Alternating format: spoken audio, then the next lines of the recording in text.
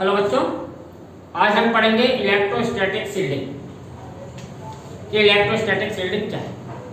देखिएगा बेटा, ये भी इलेक्ट्रोस्टैटिक्स ऑफ कंडक्टर का ही पार्ट है, यानी जो कि प्रीवियस लेक्चर में हमने पढ़ा था इलेक्ट्रोस्टैटिक्स ऑफ कंडक्टर, ये उसी का पार्ट है।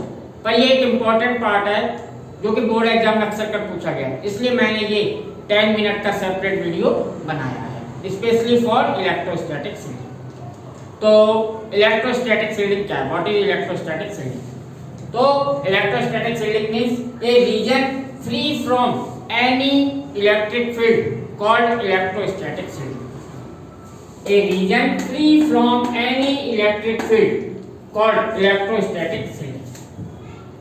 यानी कैसा रीजन जो कि इलेक्ट्रिक फील्ड से फ्री हो, यानी जिसमें कोई इलेक्ट्रिक फील्ड ना हो, उसे हम कहेंगे इलेक्ट्रोस्टैटिक शील्ड।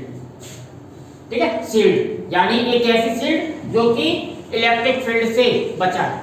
यूं समझिए कि ऐसी शील्ड जो कि इलेक्ट्रिक फील्ड से हमें बचा है, हमें नहीं, जिस चीज को भी बचाना है उसे बचाए। ठीक है, तो उसे हमने कहा इलेक्ट्रोस्टैटिक शील्ड। अब हम इसे देखते हैं कि ये कैसे बनाई जाती है, ये क्यों बनाई जा रही है, इसका यूज क्या है, ये सब हम देखते हैं। देखिए बेटा, अगर कोई रीजन हमें इलेक्ट्रिक फील्ड से फ्री करना है तो बेटा कल की प्रीवियस लेक्चर की प्रॉपर्टी इलेक्ट्रोस्टैटिक ऑफ कंडक्टर की प्रॉपर्टी थोड़ा सा याद कीजिए। उसमें क्या था कि देखिएगा, कल एक कंडक्टर है, ये सपोज हमें मालूम है ये कंडक्टर सॉलिड हो या सपोज ये सॉलिड कंडक्टर है, ये मान लीजिए कंडक्टर, ठीक है, और ये सपोज सॉलिड है, हॉलो हो तो और भी अच्छी बात है, कोई फर्क नहीं है। ये सॉलिड है, हमें मालूम है इसके अंदर इलेक्ट्रिक फील्ड 0 होता है, चाहे ये हॉलो हो या सॉलिड हो, कंडक्टर के अंदर इलेक्ट्रिक फील्ड 0 होता है, चाहे ये न्यूट्रल हो, चार्ज हो या उसको किसी एक्सटर्नल इलेक्ट्रिक फील्ड में रखा हो, हमें ये पक्की बात है। हाँ? अगर हम इस सॉलिड कंडक्टर के अंदर एक कैविटी बना दें, इसके पूरे के अंदर एक कैविटी बना दे जिससे कि किसी चीज को इसमें रखा जा सके, या ये कंडक्टर कैसा होता होलो, ठीक है, ये सपोज ये सॉलिड कंडक्टर ऐसे, ठीक है, अब आपको ये ऐसे, ये हमने एक कैविटी बना दी, ये क्या है कैविटी, कैविटी यानी ये खाली है, कैविटी, ये हमने कैविटी। अब इलेक्ट्रिक फील्ड पूरे में 0 होता है, इसके अंदर भी 0 रहेगा। अगर मैं कोई एक्स्ट्रा इलेक्ट्रिक फील्ड भी लगाऊं बाहर, क्योंकि हमें इलेक्ट्रिक फील्ड से बचाना है, ये कोई इलेक्ट्रिक फील्ड हो external, even strong external electric field हो, एक्सटर्नल इलेक्ट्रिक फील्ड, तो भी कोई बात नहीं है, कंडक्टर के अंदर इलेक्ट्रिक फील्ड 0 ही रहेगा, कितना भी स्ट्रॉन्ग इलेक्ट्रिक फील्ड हो आउटसाइड 0 रहेगा। तो ये कैविटी में, इस कैविटी के अंदर इलेक्ट्रिक फील्ड 0 रहेगा, चाहे कुछ भी हो जाए। अगर हम कोई इक्विपमेंट है हमारा जो कि इलेक्ट्रिकली सेंसिटिव है, जो कि इलेक्ट्रिक फील्ड से डैमेज हो सकता है या कुछ हो सकता है, उसे हम इसमें रखकर प्रोटेक्ट कर सकते हैं, इसलिए इसे हम कहते हैं इलेक्ट्रोस्टैटिक शील्डिंग। ठीक है, तो अब आप समझ गए कि अगर कंडक्टर के अंदर कोई कैविटी बना दी जाए तो वो क्या होगी बेटा, इलेक्ट्रोस्टैटिक शील्डिंग, इलेक्ट्रोस्टैटिक शील्डिंग। इसके अंदर आप कोई इलेक्ट्रिकल सेंसिटिव इक्विपमेंट हो या और भी कोई ऐसी चीज हो जो कि मैं बताऊंगा उनके बारे में, वो प्रोटेक्ट की जाती है, तो इसे कहते हैं इलेक्ट्रोस्टैटिक शील्डिंग। इसमें इलेक्ट्रिक फील्ड क्या होता है, ठीक है, बाहर एक्सटर्नल इलेक्ट्रिक फील्ड हो कितना भी स्ट्रॉन्ग, तो भी ये कैसे बनाई जाएगी आप समझ ही गए, हमें कल पता ही था, मैं लिख देता हूं इस बात को, इससे कि आपको बोर्ड एग्जाम वगैरह में आसानी हो।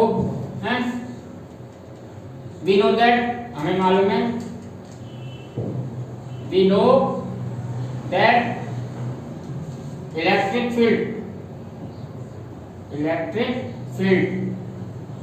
inside a conductor is electric field 0 होता है कंडक्टर के अंदर, तो therefore if we make a if we make a cavity, if we make a cavity inside conductor, inside conductor, या हॉलो कंडक्टर भी ले सकते हैं, hollow conductor. If we make a cavity inside conductor, hollow conductor, electric field will be zero inside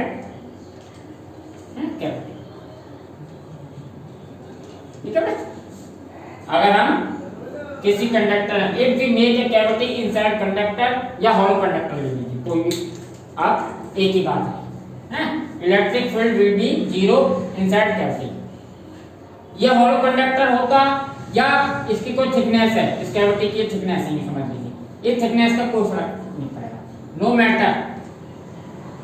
matter of thickness. ठीक है, no matter thickness of conductor. आपको लगे कि ये मोटी है और इसके अंदर कैविटी हो तो कोई फर्क पड़ेगा, ये मोटी ना हो, कैविटी बड़ी कर दूं, छोटी पतली सी थिकनेस हो, कोई फर्क नहीं। ठीक है, इससे मैटर नहीं करता। कैविटी, इलेक्ट्रिक फील्ड किसी कैविटी के अंदर या कंडक्टर के अंदर जीरो है।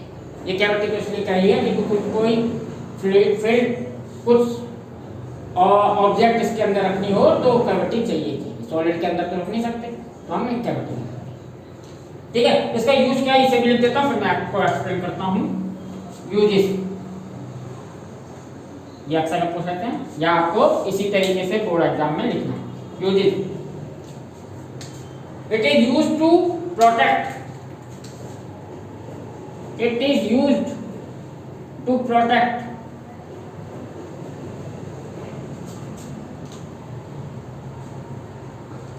Electrical sensitive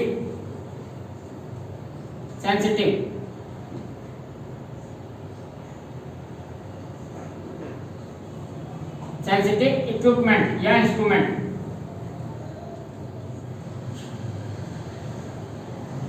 from outside electric field,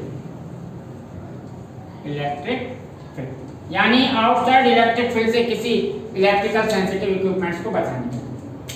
देखिए बेटा, अक्सर का आपने मूवी देखी होंगी, हॉलीवुड की मूवी काफी देखी होंगी आपने, तो आपने अक्सर का गौर किया होगा कि जब भी कोई एक्सप्लोसिव ले जाता है या कोई हैवी गैजेट्स, टेक्निकली कहें काफी एडवांस गैजेट्स वगैरह ले जा रहे हों, मिसाइल्स वगैरह हों, इस तरीके के इक्विपमेंट या इंस्ट्रूमेंट्स हमेशा मेटेलिक सूटकेस में या मेटेलिक कंटेनर में ही रखे जाते हैं। मेटेलिक कंटेनर के का यही फायदा है कि मेटल क्या है, एक कंडक्टर है और कंडक्टर के लिए अंदर इलेक्ट्रिक फील्ड भी होगा, तो वो एक्सटर्नल इलेक्ट्रिक फील्ड से सेफ रहेंगी, क्योंकि अंदर इलेक्ट्रिक फील्ड जा नहीं सकता, या कोई सिग्नल वगैरह से उन्हें ऑपरेट करना चाहे या कुछ इस तरीके का प्रोटेक्शन वो दे देती है। तो जितने भी इलेक्ट्रिकल सेंसिटिव इक्विपमेंट होंगे उनको हमेशा मेटेलिक कंटेनर में ही रखा जाता है। देखिएगा कोई मूवी वगैरह में आपने देखिएगा हैं, तो अक्सर कर ऐसा ही होता है। देखिएगा इस कैविटी को हम क्या कहते हैं, इलेक्ट्रोस्टैटिक शील्डिंग। ठीक है, तो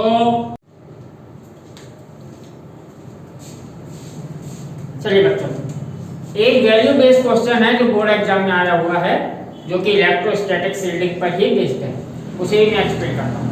इसे मैं अपनी लैंग्वेज में एक्सप्लेन करता हूँ कि सपोज कभी आप कार से जर्नी कर रहे हैं और तूफान का समय हो, तूफान आ रहा हो, काफी तेजी से बिजली कड़क रही हो, ऐसा मौसम हो, तो ऐसे समय पर आपको क्या करना चाहिए?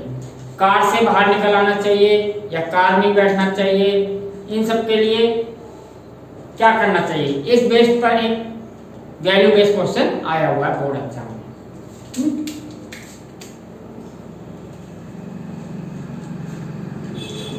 Value based question. तो अगर कभी ऐसा हो कि तूफान का समय हो और बिजली कड़क रही हो और अगर आप कार में हैं तो आपको कार से बाहर नहीं निकलना है, कार को साइड से कहीं पर रोड पर लगा देना चाहिए। ठीक है, कार के अंदर आपको मालूम है कार मेटालिक है और उसके अंदर इलेक्ट्रिक फील्ड नहीं हो सकता।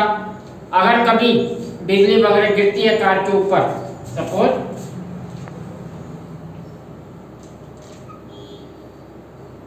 ये कार है, ठीक है, पहिए ब्लैक बना देता हूं। ठीक है, अगर आप इसके अंदर हैं तो जब भी अगर कभी बिजली वगैरह इसके ऊपर गिरती है, लाइटनिंग वगैरह, तो बेटा अंदर इलेक्ट्रिक फील्ड जीरो होता है, हमें मालूम है मेटालिक है, हैं? सारा चार्ज इसकी सरफेस पर ही रह जाएगा, अंदर आपको इफेक्ट नहीं होगा। ठीक है, तो कभी इस तरीके स्ट्रॉन्ग वगैरह का टाइम हो तो आप कार के अंदर ही रहिएगा, कार से बाहर निकलिएगा, कार के अंदर आप ज्यादा सेफ रहेंगे। हाँ, अगर आप कहीं पर इसे रोकते हैं सड़क के किनारे तो इस बात का याद रखिएगा कि अगर किसी पेड़ वगैरह के नीचे आप रोकते हैं, पेड़ वगैरह के नीचे रोकते हैं तो ये जरूर याद रखिएगा कि पेड़ कार के ऊपर ना गिरे। अगर विंड ऐसे चल रही है तो कार को इधर मत रोकिएगा, इधर रोकिएगा, जिससे कि पेड़ की पॉसिबिलिटी ये होगी इधर की। ये छोटी मोटी कॉमन सेंस है, ये फिजिक्स नहीं है इसमें, ये तो कॉमन सेंस आप रखिएगा। पर फिजिक्स ये है कि कार के अंदर आप सेफ हैं, लाइटनिंग गिरेगी तो सारा चार्ज इसके सरफेस पर ही रह जाएगा, अंदर आपको इफेक्ट नहीं होगा। ठीक है बेटा, चलिए अब इसके बाद हम पढ़ेंगे डाइइलेक्ट्रिक। ये कंडक्टर का पार्ट खत्म, अब इसके बाद पढ़ेंगे डाइइलेक्ट्रिक या कहेंगे इंसुलेटर।